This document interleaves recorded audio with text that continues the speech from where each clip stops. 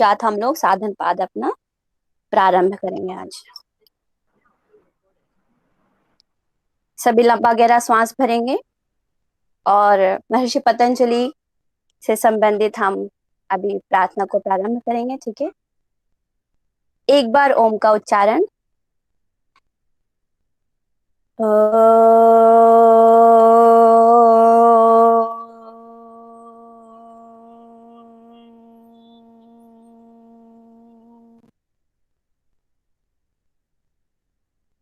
योगेन चितस्य पदेन वाचां मलं शरीरस्य च वैद्यकेन योपाकरोतं प्रवरं मुनीनां पतञ्जलिं प्राञ्जलिरानतोऽस्मि पतञ्जलिं प्राञ्जलिरानतोऽस्मि।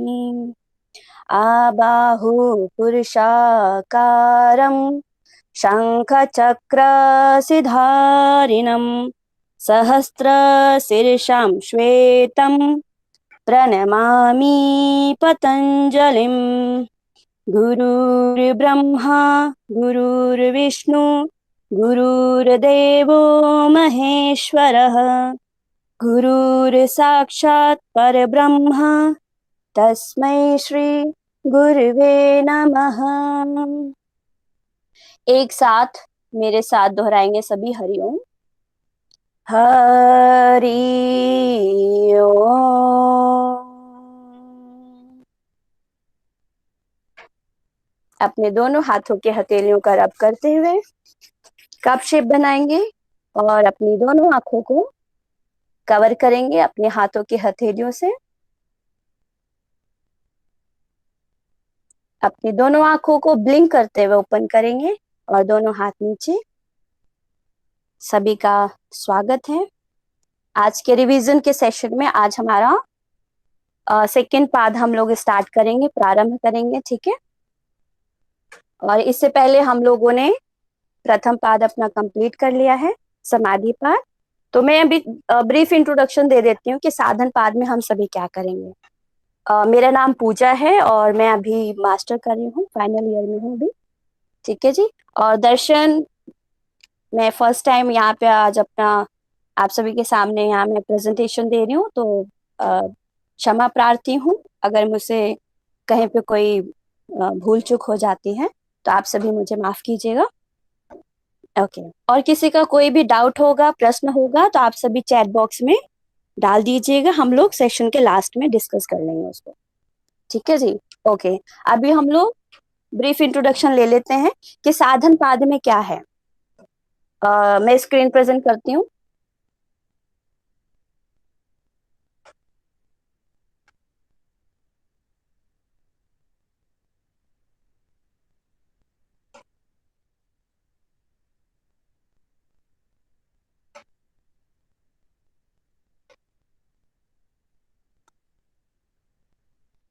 ओके, सभी को मेरा स्क्रीन दिखाई दे रहा है? कोई नीरज? Okay okay.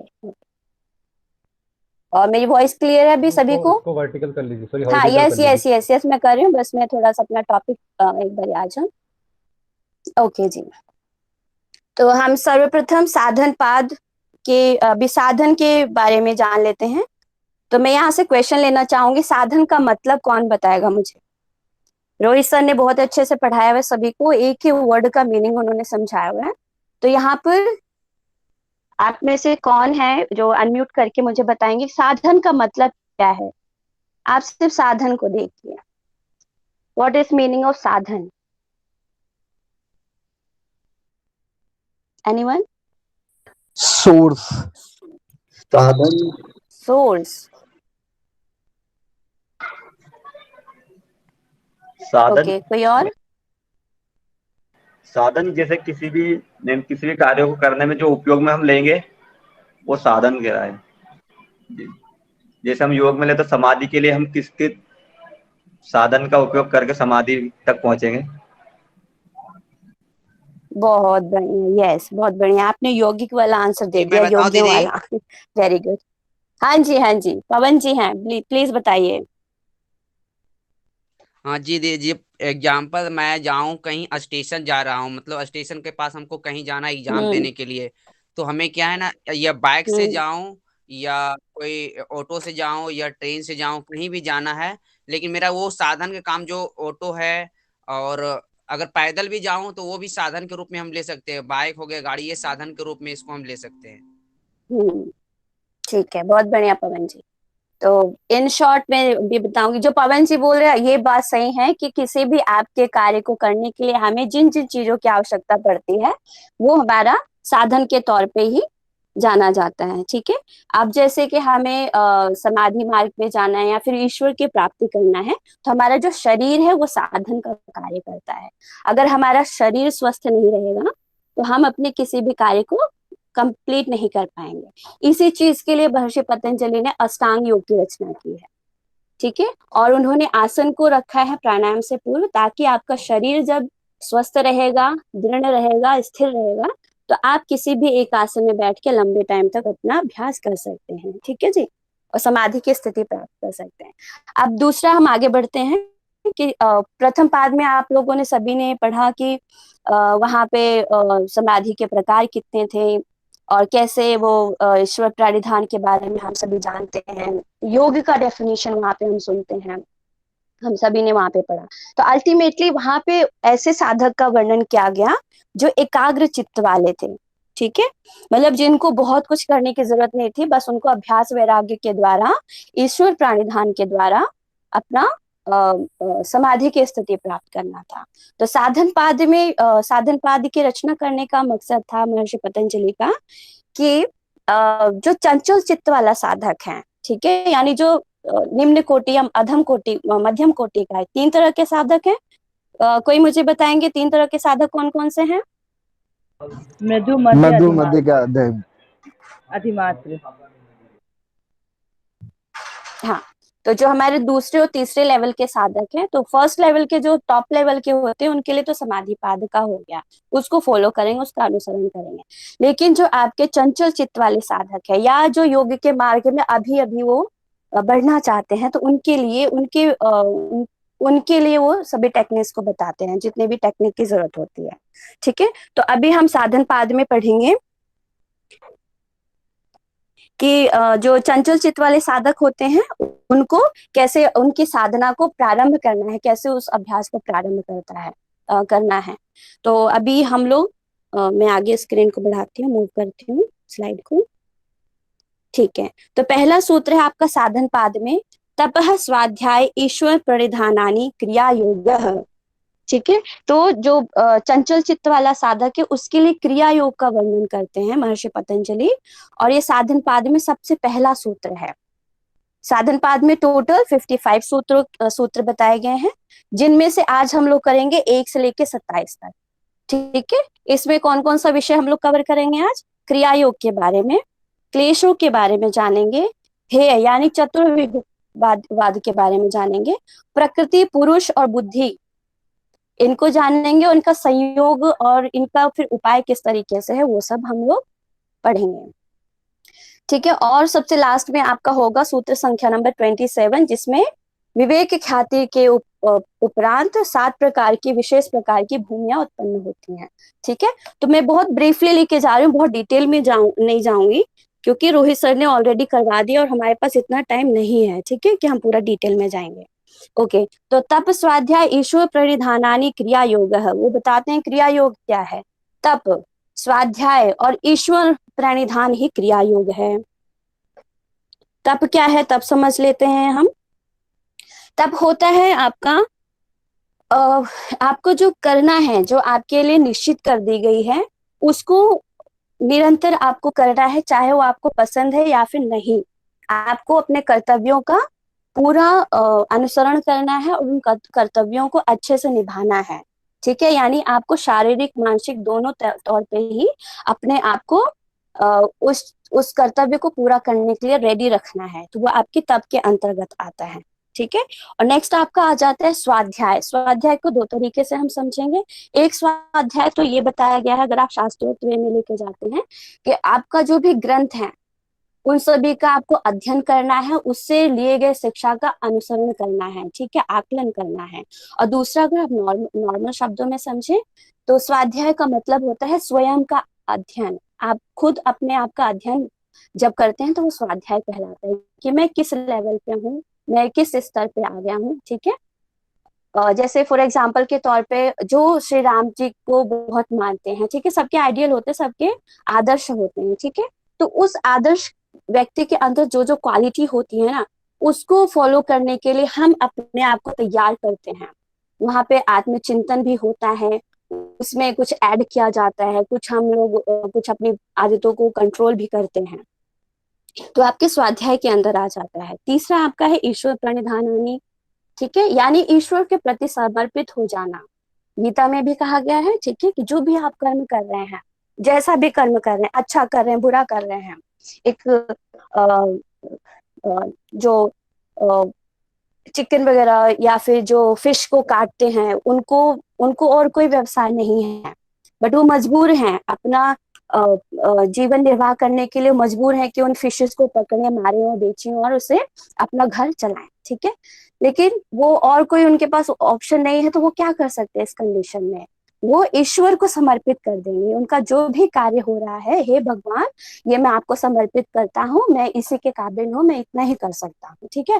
तो इससे क्या होगा, उसको पाप नहीं लगेगा, वो सब भगवान अपना देख लेंगे कि भाई इसको इसके साथ क्या करना है, इसको कैसे कर्म संस्कार बनेंगे और कैसा इसको फल दिया जाएगा, दंड दिया जाएगा। तो भगवान श्री कृष्ण ने अर्जुन को साफ साफ बोल दिया कि भाई सब कुछ समर्पित करके, मुझे सब कुछ समर्पित करके तू बस अपना कर्म कर, जो आपका कर्म दिया गया है उसको पूरा कर, ठीक है। तो 3 प्रकार का इन्होंने बताया है क्रिया योग के अंतर्गत। आगे हम मूव करते हैं। क्लियर है सभी को? नीरज जी मैसेज देख के आप यस नो बताइएगा, ठीक है।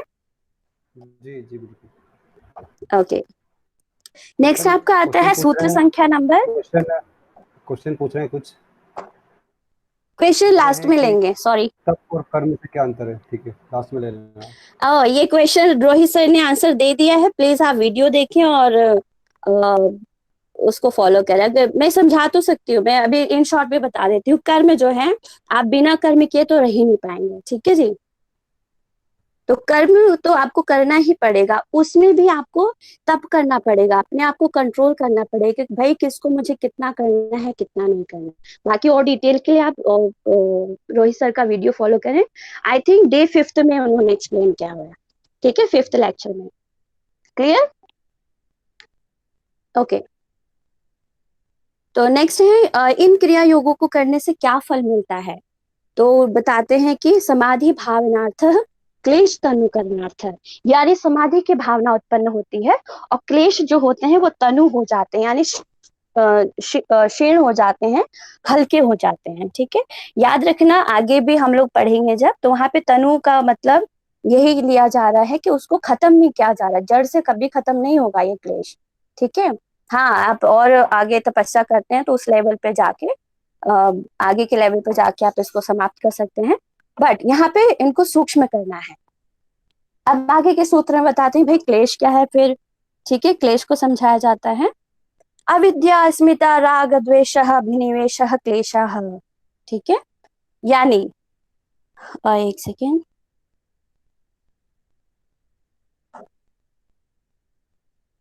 ठीक है।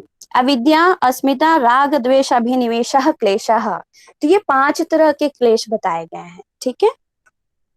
कौन कौन से हैं? अविद्या है, अस्मिता है, राग है, द्वेष है, अभिनिवेश है और क्लेश अभिनिवेश है, ठीक है। ये 5 है। इसको आगे के सूत्रों में डिस्क्राइब किया गया है कि एक्चुअल में क्या है, इनके स्वरूप के बारे में बताया गया है। आपका नेक्स्ट आता है सूत्र संख्या नंबर 4, सॉरी, इनके स्वरूप के पहले अविद्या के बारे में सबसे पहले बताते हैं कि अविद्या के स्वरूप में कैसे वो विद्यमान है इन चारों क्लेशों के अंदर। और अविद्या आप सभी को पता है, अविद्या बाकी सभी चारों क्लेशों की जननी है, ठीक है। तो अविद्या इसलिए सर्वप्रथम आती है। अविद्या क्षेत्रम उत्तरेशाम प्रसुप्त तन्नु विच्छिन्नो धारणाम। मेरा प्रोनाउंसिएशन में मिस्टेक हो सकती है तो मुझे माफ कीजिएगा, मैं संस्कृत बैकग्राउंड से नहीं हूँ, ओके। यानी प्रसुप्त, ये 4 अवस्थाएं बताई है अविद्या की। पहली प्रसुप्त अवस्था, दूसरी तनु अवस्था, तीसरी विच्छिन्न अवस्था और चौथी उदार अवस्था। तो प्रसुप्त अवस्था को हम ऐसे समझेंगे कि जब सॉरी, स्क्रीन पे कुछ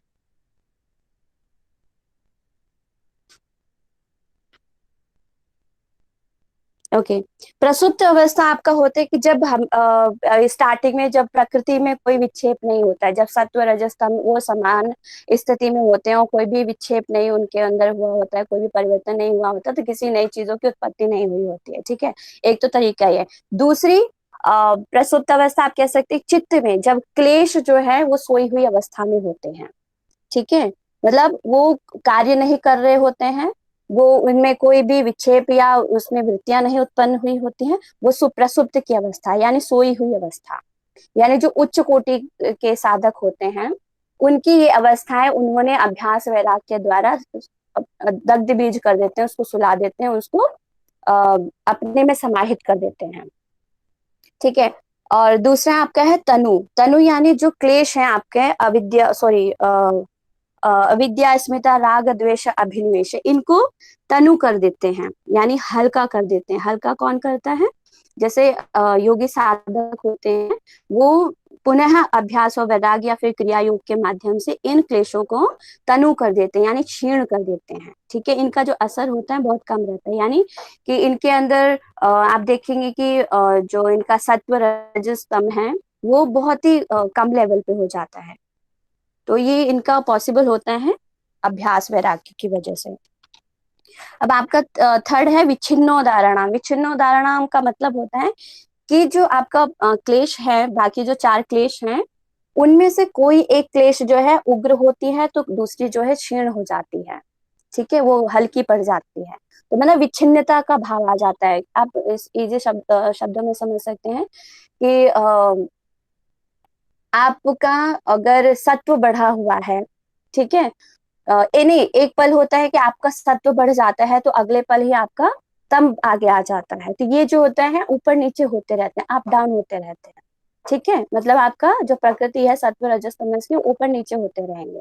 यानी जो आपकी अस्मिता है या फिर राग द्वेष है, आप राग और द्वेष से सॉरी द्वेष और राग से समझते हैं, सॉरी सुख से और दुख से हम लोग समझते हैं।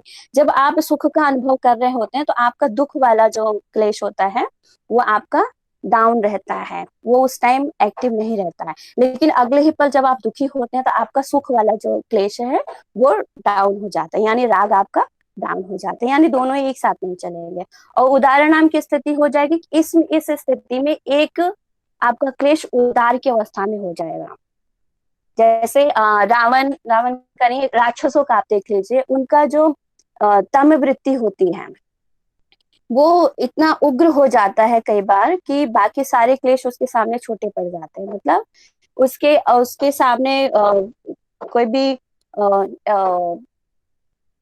कोई और जितने भी क्लेश है वो एक्टिव नहीं रहते। मतलब पराकाष्ठा की स्थिति, सबसे टॉप लेवल पे जो स्थिति आ जाती है। अगर योगियों में हम देखते हैं तो सात्विक वृत्ति जो सॉरी सत्व की जो प्रवृत्ति है वो जब अपनी चरम सीमा पे आ जाती है, आप एग्जाम्पल ले सकते हैं कि क्षिप्त मूढ़ विक्षिप्त एकाग्र निरुद्ध।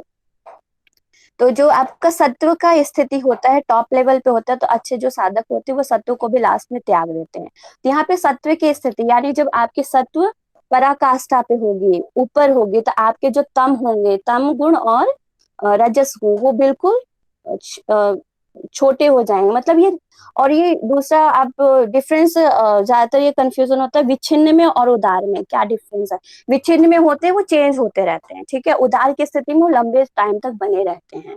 किसी भी स्थिति का लंबे समय तक बने रहना ही उदार की स्थिति। ये आप दोनों कंडीशन में ले सकते हैं कि जो राक्षस लोग होते हैं उसकी प्रवृत्ति का ऊपर बढ़े रहना या फिर देवताओं की प्रवृत्ति का ऊपर बढ़े रहना। ठीक है जी। तो ये इस क्षेत्र में अविद्या कार्य कर रहा होता है। तो इसके 4 विभाग बता दिए इन्होंने, प्रसुप्त, तनु, विच्छिन्न, उदाहरण। और नेक्स्ट है आपका, ओके नेक्स्ट मूव करते हैं सूत्र संख्या नंबर 5। ये बहुत ही इंपॉर्टेंट है और सभी को पता होना चाहिए। अब वो बताते हैं कि अविद्या का स्वरूप कैसा है, अविद्या किस प्रकार से है। Okay, we have only 20 minutes. ठीक है, तो बताते हैं कि जब हमें गलत ज्ञान हो जाता है, ठीक है, गलत ज्ञान कैसा, अनित्या शुचि दुखानात्म सु नित्य शुचि सुखात्म ख्यातिर विद्या, यानी नित्य को सॉरी अनित्य को नित्य मान लेना।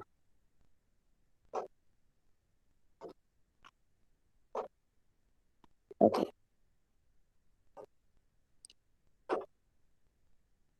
ठीक है, नित्य को अनित्य मान लेना, यानी जो अनित्य को नित्य मान लेना। पृथ्वी, चंद्रमा, देवता, ये सभी क्या है, नित्य नहीं है, निरंतर नहीं है। ठीक है, फिर भी हम इसको नित्य मान के चलते हैं कि भाई ये सब कुछ शाश्वत है, यहीं पे रहेंगे और हमेशा रहेंगे, जबकि ये सत्य नहीं है। ये गलत ज्ञान ही, ये अधूरा ज्ञान ही, ये अज्ञानता ही अविद्या है। दूसरा, अपवित्र को पवित्र मान लेना। फॉर एग्जाम्पल, हमारा शरीर, जो मनुष्य का शरीर है, इसमें रक्त रस मांस और इसी में ही मल है, पसीना इत्यादि सब कुछ इससे उत्पन्न होता है। इसी को ही हम लोग क्या करते रहते हैं कि हमको अच्छे से क्लीन रहना है, अपना डेली नहाना है और अच्छे से खाना है, सब कुछ हम इसके लिए कर रहे होते हैं, ये मान के कि ये पवित्र है, जबकि ये सर्वथा पवित्र नहीं है। ठीक है, ये अविद्या है। चौथा बताते हैं ये तीसरा बताते हैं, जो दुख है उसी को ही सुख समझ लेना। ठीक है, जैसे परिणाम, ताप, संस्कार, ये सब क्या है, दुख हैं। इन्हीं को ही जो विवेकी लोग हैं वो अगले वाले सूत्र में हम लोग पढ़ेंगे, उनके लिए तो पूरा संसार ही दुख का विषय है। यानी जो हम संसार में जो भी चीजें हमको लगती हैं कि हाँ भाई ये मेरे दोस्त हैं और ये मेरे दोस्त है और मैं ये फूड में खा रहा हूँ, ये मेरा फेवरेट फूड है और ये मेरे लिए बहुत अच्छा है, इससे मुझे सुख की प्रतीति हो रही है। एक्चुअल में सुख नहीं होता है, उसका जैसे ही विक्षेप होता है, वो जैसे हमसे दूर जाता है, या फिर हमारा कोई फेवरेट डिश है वो हमें खाने के लिए नहीं मिलता है, तो हमें दुख उत्पन्न हो जाता है। ठीक है, तो एक्चुअल में क्या है कि उस जिस चीज को हम सुख समझ रहे हैं, वो एक्चुअल में योगियों के लिए, फिर ज्ञानियों के लिए वो दुख का विषय है। ठीक है, दुख को सुख समझना अविद्या है। अनात्म को आत्म के भाव से देखना, यानी अनात्म जो हमारा अपना नहीं है, खुद का नहीं है, ठीक है, उसको अपना मान लेना। यानी जैसे आपके रिश्तेदार हो गए, या फिर मेरा ये प्रॉपर्टी है, मेरी ये संपदा है, मेरी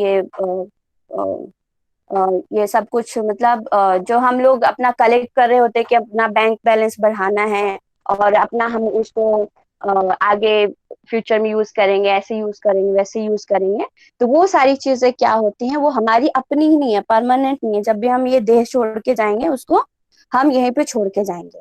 तो इस चीज को अपना मान लेना, यानी जो नित्य नहीं है उसी को अपना मान लिया, जो अनात्म है उसी को आत्म भाव की दृष्टि से देखना, यानी अपना मान के देखना, ये आपका अविद्या कहलाता है। तो 4 चीजें होगी, अनित्य को नित्य देखना, अपवित्र को पवित्र देखना, और सुख को दुख समझना, अनात्म को आत्म की अनुभूति करना, ये सारी आपकी अविद्या कहलाती है।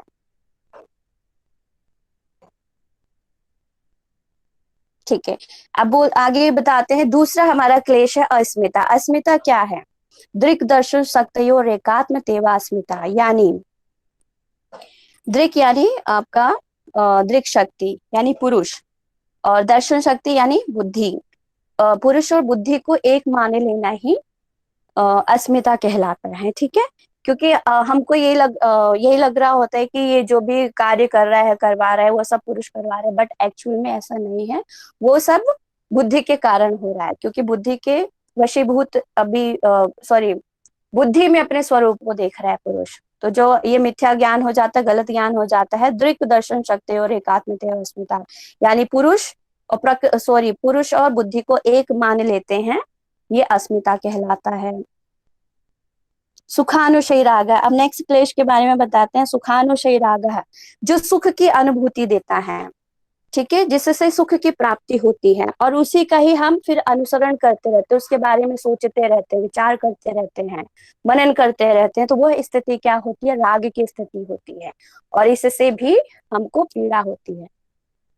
आगे चलते हैं, दुखानुशय द्वेषा। कोई मुझे अनम्यूट करके बताएंगे दुखानुशय द्वेषा का डेफिनेशन जल्दी से।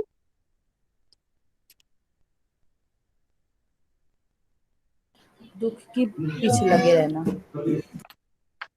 हाँ, दुख, जब हमें दुख की अनुभूति होती है तो उसमें द्वेष पैदा हो जाता है, उसके बारे में हम लोगों का मतलब एक घृणा भाव पैदा हो जाना ही द्वेष की स्थिति है। ओके, नेक्स्ट है आपका सूत्र संख्या नंबर 9। नेक्स्ट ये बताते हैं अभिनिवेश। अभिनिवेश क्या है, उसके स्वरूप के बारे में बताते हैं।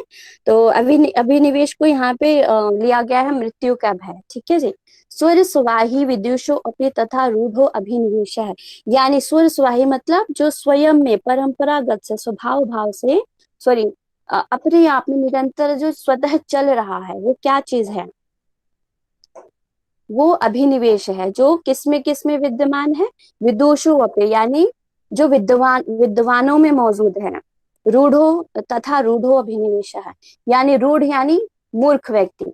ठीक है, तो ऐसा स्वरूप, ऐसी स्थिति जो कि निरंतर बह रही है विद्वानों के अंदर भी और मूर्खों के अंदर भी, उसे अभिनिवेश कहा गया है। अभिनिवेश मतलब मृत्यु का भय।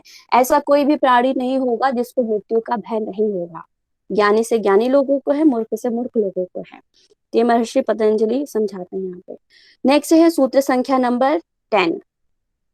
ते प्रति प्रसव हेया सूक्ष्म। अब वो बताते हैं कि भाई ये क्लेश जो है, इनको कैसे सूक्ष्म किया जाए, या फिर इनका कैसे नाश किया जाए, या इनका उपाय हम कैसे करें कि भाई कैसे इनसे बचा जाए, कि कैसे इनका हम सॉल्यूशन निकालें। तो बताते हैं, ते प्रति प्रसव हेया सूक्ष्म। इन्हें, वे कौन, वो जो आपके क्लेश हैं, ते प्रति प्रसव हेया सूक्ष्म। प्रति प्रसव हेया मतलब अपने आप में ही लीन हो जाना, यानी जो जिस चीज से उत्पन्न हुआ है उसी में वापस चले जाना ही प्रति प्रसव कहलाता है। तो जब हमारे क्लेश जो बड़े रूप में है, उग्र रूप में है, उनको अभ्यास वैराग्य के द्वारा, क्रिया योग के द्वारा जब हम क्षीण कर देते हैं या फिर उनको सूक्ष्म कर देते हैं, तो अपने अपने विषय में वो वापस चले जाते हैं। ठीक है, अब नेक्स्ट बताते हैं कि ठीक है भाई, आपने बता दिया कि सब अपने अपने कारण में लीन हो जाएंगे, अपनी अपनी चीजों में वापस चले जाएंगे। कैसे? तो एक तो उन्होंने टेक्निक बता दिया था, क्रिया योग के माध्यम से जा सकते हैं। दूसरा उपाय बताते हैं, साधन बतलाते हैं महर्षि पतंजलि, ध्यान हेयस्तद्वृत्तयः, यानी वो जो क्लेश हैं, यानी स्थूल के रूप में है। इसको हम एग्जाम्पल के तौर पे समझेंगे कि पंडालों में आप लोग गए हैं कभी, पंडाल में आप उसमें जाएंगे आप, जहाँ कीर्तन जागरण होता है, या फिर शादी ब्याह में भी जाते हैं, जो कालीन बिछाया होता है फ्लोर पे, उसके ऊपर क्या करते हैं, सबसे पहले वो आदमी लोग उसको सफाई करने से पहले उसके धूल को झाड़ते हैं। ठीक है, तो कुछ इस तरह से ये जो ध्यान का इन्होंने बताया हुआ है कि जो वृत्तियां उग्र हैं या फिर स्थूल रूप पे हैं, जो क्लेश स्थूल रूप में है, बड़े रूप में है, उनको पहले ध्यान के द्वारा इसको सूक्ष्म किया जाता है, उसके पश्चात सूक्ष्म की तरफ मूव करते हैं। तो और भी आपका आ जाता है, विवेक ज्ञान भी आगे आपका काम करता है यहाँ पे। तो पहले इस वहां के कालीन का उन्होंने पहले डस्ट को उन्होंने उड़ाया, हटाया, फिर उसके बाद उसको फिर अच्छे से सफाई की गई, मतलब इंटरनल वे में सूक्ष्म तौर पे उन्होंने उसको अच्छे से साफ किया। ऐसे ही हमारे क्लेशों को पहले स्थूल रूप पे उनके ऊपर कार्य करेंगे, फिर सूक्ष्म रूप में कार्य करेंगे, यानी और डीप में उनको छोटा किया जाएगा। नेक्स्ट है सूत्र संख्या नंबर 12। क्लेश मूलः कर्माशयोः दृष्ट अदृष्ट जन्म वेदिनी है। क्लेश मूल क्या है यहाँ पर, यानी उन जो आपके क्लेश मूल है, यानी जो अविद्या है, अविद्या सबकी जननी है, अस्मिता राग द्वेष का, अभिनिवेश का, इन सब की जननी है। जब अविद्या मौजूद होती है तो कर्माशय की उत्पत्ति होती है, क्योंकि अविद्या की वजह से ही हम कर्मों में लिप्त होते हैं और उसी के परिणाम स्वरूप हमको कर्माशय प्राप्त होते हैं, यानी कर्मों का समूह बन जाना। तो ये कैसे होती है? दृष्ट अदृष्ट जन्म वेदिनी, यानी दृष्ट यानी जो दिख रहा है, अदृष्ट यानी जो फ्यूचर में मिलने वाला है, प्राप्त होने वाला है। तो हम प्रेजेंट और फ्यूचर का एग्जांपल ले सकते हैं कि अभी जो होगी वो भी वेदनीय होगी, जो बाद में मिलेगी कर्माशय, जो हमें जो उसका फल मिलेगा वो बाद में मिलेगा, वो भी हमारा वेदनीय होगा। ठीक है, नेक्स्ट सूत्र आपको बताता है, सूत्र संख्या नंबर 13। सती मूले तद्विपाको जात्यायुर्भोगः, यानी जो क्लेश रूपी सती मूले, यानी सती मूले मतलब क्लेश रूपी मूल के रहने पर जन्म, आयु और भोग रूपी कर्माशय फल प्राप्त होते हैं। तो इनके फलों की चर्चा बताई गई है कि कैसे किस तरीके से मिलेगा। तद्विपाको, या तद्विपाक मतलब कर्माशय, कर्मों का संस्कार का जो समूह होता है वो कर्माशय कहलाता है। तो कर्माशय किस तरीके से मिलते हैं, इसका फल कैसे मिलता है लोग को या फिर साधकों को? जाति, आयु और भोग, इन 3 कैटेगरी में डिवाइड करके होता है। जाति का मतलब किस योनि में उनका जन्म होगा, वो पशु योनि में जाएगा, मनुष्य की योनि में जाएगा या फिर कीट पतंग में जाएगा। ये डिपेंड उसके कर्म संस्कारों के ऊपर, कर्माशयों के ऊपर डिपेंड करता है। ठीक है, और आयु, आयु का मतलब समय, कितने समय तक के लिए उस योनि में वो रहेगा। और भोग, भोग कैसा होगा उसका, अच्छा वाला होगा या गंदा वाला जो दुख देने वाला होगा। तो इसके आगे बताते हैं, ते आह्लाद परिताप फला, यानी वे जाति, आयु और भोग रूप परिणाम किस प्रकार के होते हैं, मतलब परिणाम रिजल्ट कैसा मिलेगा उनको। तो अल्टीमेटली भोग की ही बात होगी, उसको आगे प्रोसीड किया है। ते आह्लाद परिताप फला पूर्ण अपूर्ण हेतुत्वात्, यानी ते आह्लाद, आह्लाद का मतलब होता है प्रसन्नता, परिताप, परिताप मतलब तपाना या गलत चीज मतलब दुख। ठीक है, और पुण्य अपुण्य, पुण्य मतलब जो अच्छे कर्म किए जाते हैं और अपुण्य मतलब जो पाप कर्म किए जाते हैं।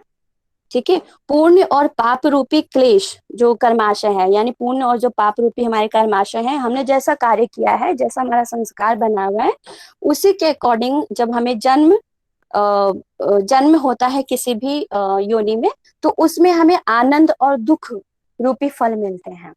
कई बार आप देखेंगे, सर ने एग्जाम्पल भी दिया था, उन्होंने डॉग का एग्जाम्पल दिया था, ऐसे मनुष्य का एग्जाम्पल हम लोग लेते हैं कि कई लोग होते हैं कि मनुष्य की योनि में जन्म तो लेते हैं, लेकिन उनका जो कार्य होगा या फिर उनका जो व्यवहार होगा, आप देखेंगे कि बहुत लो लेवल की उनका मतलब हो जाता है सोच, या फिर वो ऐसा सरवाइव करते हैं कि उनको डेली अपना एफर्ट करना है और डेली उनको अपना पेट पालने के लिए उनको कार्य करना पड़ता है। कई लोग ऐसे हैं कि जिनको विरासत में इतना धन दौलत मिल जाता है, उनको कुछ करने की जरूरत नहीं पड़ती है।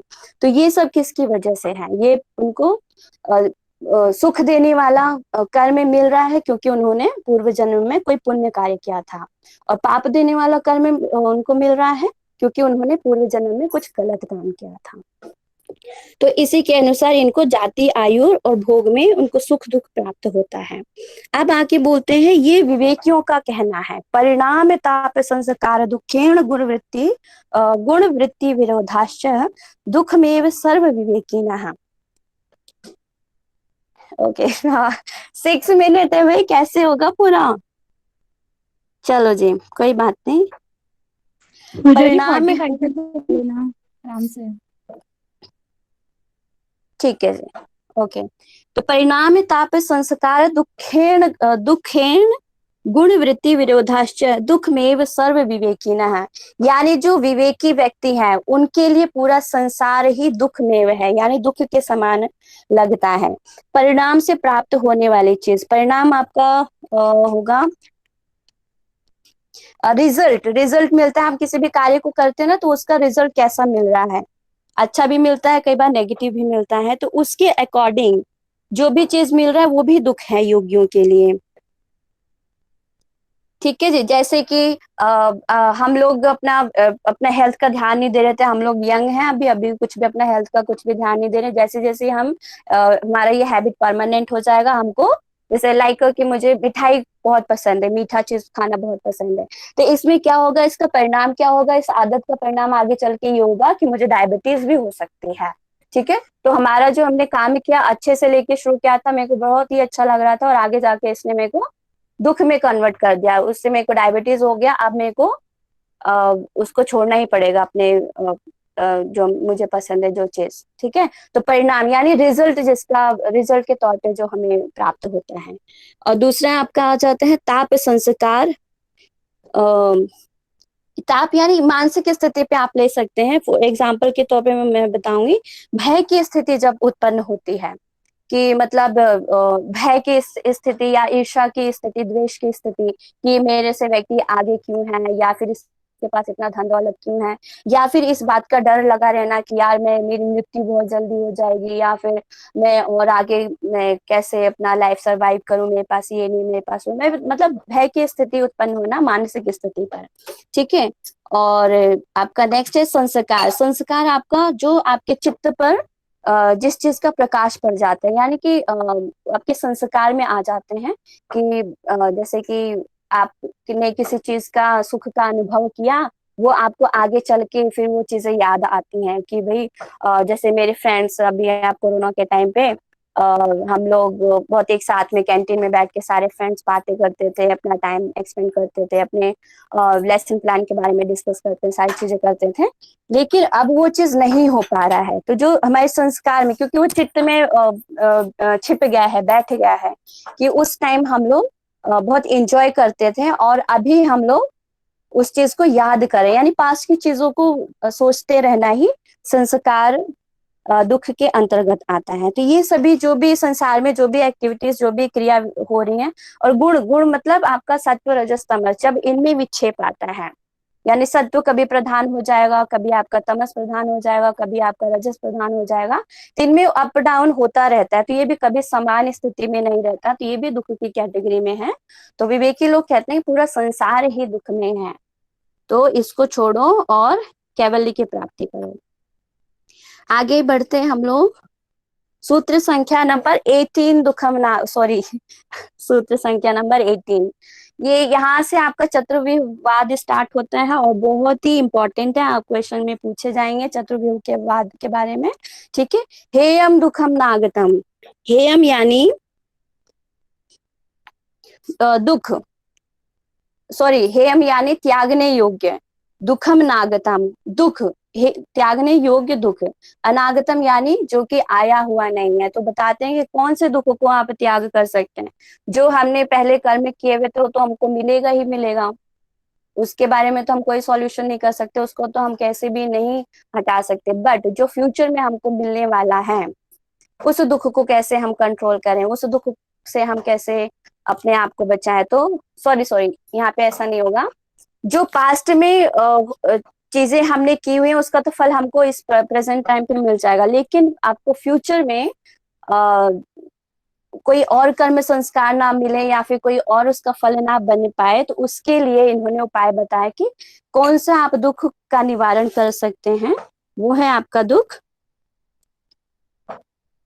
फ्यूचर वाला। ठीक है, यानी जो आया हुआ नहीं है, उस वाले दुख को आप त्याग सकते हैं।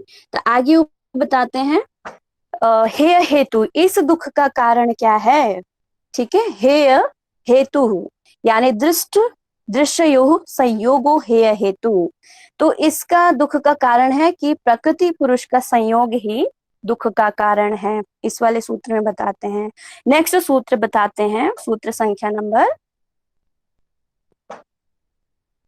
18। ठीक है, सूत्र संख्या नंबर 18 में बताते हैं कि भाई दृष्ट कौन है, मतलब प्रकृति के स्वरूप के बारे में बताते हैं। ठीक है जी, अभी बता देंगे प्रकृति का स्वरूप कैसा है, आप लोगों ने सांख्य दर्शन में, सांख्य में भी पढ़ा हुआ है, तो उसमें जो चीजें हैं उसी को यहाँ पे एक्सप्लेन कर रहे हैं कि प्रकाश क्रिया स्थितिशीलम भूतेन्द्रियात्मकम भोगापवर्गार्थम दृश्यम, यानी जो दृष्टा और दृश्य का संयोग है वो हे हेतु के कारण होता है। तो इसमें बताते हैं कि जो प्रकृति का जो स्वरूप है वो किस तरह का है, प्रकाश क्रिया स्थिति के स्वभाव वाले। ठीक है, और इसमें प्रकाश क्रिया स्थिति यानी आप तीन गुणों को लेके चले यहाँ पे कि जो प्रकाश है वो सत्व का है, क्रिया जो है वो आपका रजस का है, और स्थितिशीलम यानी तमस का है। तो सांख्य दर्शन में एक दिए का एग्जाम्पल भी दिया गया है कि प्रकाश को वो जो ज्योति टाइप में होता है लौ है, वो आपका प्रकाश यानी सत्व को दर्शाता है, और जो उसकी बाती है वो आपका रजस को दर्शा रहा था, और जो नीचे का अंधकार था दिए के पास में वो आपका स्थिति था। तो जो प्रकृति है वो तीन चीजों से बनी हुई है, सत्व रजस तमस। जब ये सम अवस्था में होती है तो इनसे किसी भी चीज की उत्पत्ति नहीं होती, लेकिन जैसे ही इसमें विक्षेप उत्पन्न होता है वैसे ही बुद्धि, अहंकार, मन और फिर तन्मात्राएं, पंच महाभूतों की उत्पत्ति शुरू हो जाती है। आगे बताते हैं भूतेन्द्रियात्मकम, यही है भूत और इंद्रियां उत्पन्न होती हैं। नेक्स्ट बोलते हैं भोगापवर्गार्थम, जिसका कार्य है, इनका कार्य बताया गया भोग करना और अपवर्ग करना, यानी उस पुरुष के लिए, उसको आगे भी हम पढ़ेंगे, उस पुरुष के लिए वो भोग का कार्य करेगी, उस पुरुष की मुक्ति के लिए कार्य करती है, ऐसी है प्रकृति। तो सभी को समझ में आ गया होगा, तीन गुणों वाली है सत्व रजस तमस, और इन्हीं से ही भूत और इंद्रियां उत्पन्न हुई हैं, और इनके कार्य हैं भोग का करना और अपवर्ग का करना। ओके, नेक्स्ट है आपका विशेष अविशेष लिंग मात्र लिंगानी गुण परवाणी। ठीक है, इसमें बता दें विशेष में आपका कितने तत्व होते हैं, ये रोहित सर ने भी बताया। विशेष यानी स्थूल चीजें। तो प्रकृति गुण परवाणी आप ऐसे समझ सकते हैं, जैसे आप गन्ना देखते हैं ना, उसके जो गांठ होती है उससे फिर दूसरा गांठ तैयार होता है, फिर तीसरा। ऐसी जो प्रकृति में सत्व रजस तमस में भिन्नता आती है, तो मन, बुद्धि, अहंकार, फिर वहां से तन्मात्राएं, ज्ञानेंद्रियां, कर्मेंद्रियां, फिर पंच महाभूत की उत्पत्ति होती है। तो ऐसे जो विशेष है, यानी जिससे अब किसी और नई चीज की उत्पत्ति नहीं होगी, वो विशेष कहलाएगा। अविशेष कौन सा कहलाएगा? जिससे नई चीज की उत्पत्ति होगी।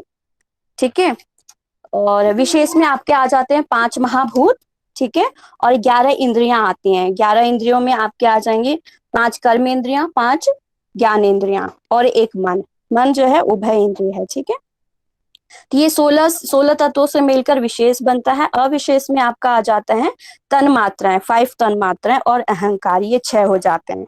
और आपका लिंग मात्र बोले, लिंग मात्र यानी चिन्ह, किसका चिन्ह? उस प्रकृति का, प्रकृति के लिए जो कार्य कर रहा है। ठीक है, तो वो बुद्धि को लिंग मात्र कहा गया है, अलिंग, जिसका कोई लिंग नहीं है, यानी वो प्रकृति। तो इनके गुणों के बारे में बताया इन्होंने कि जो प्रकृति है उसके 22 अन्य तत्व हैं, आपका 5 महाभूत, 11 इंद्रियां, ठीक है, मतलब विशेष अविशेष लिंग मात्र, ये सब मिलके 22 तत्व बनाते हैं। 23वां आपका प्रकृति हो गया, और 22 तो ये हो गया टोटल। 23वां आपका बुद्धि है, 24वां प्रकृति है, और 25वां पुरुष। ठीक है, पुरुष के बारे में आगे हम पढ़ेंगे। आगे बोलते हैं पूजा जी।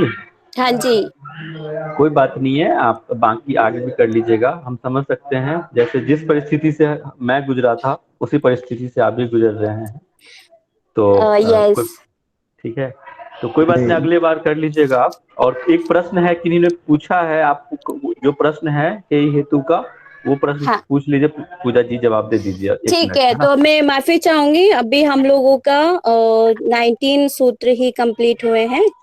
ठीक है, तो बाकी का आप देख लो, या तो हम कल करेंगे या फिर किसी और दिन। कोई बात नहीं है, क्योंकि मुझे माफ करना, अभी कितना भी कम करो, अगर वर्ड टू वर्ड नहीं एक्सप्लेन करोगे तो फिर शायद ही समझ में आए। हाँ, आप क्वेश्चन पूछ लीजिए प्लीज।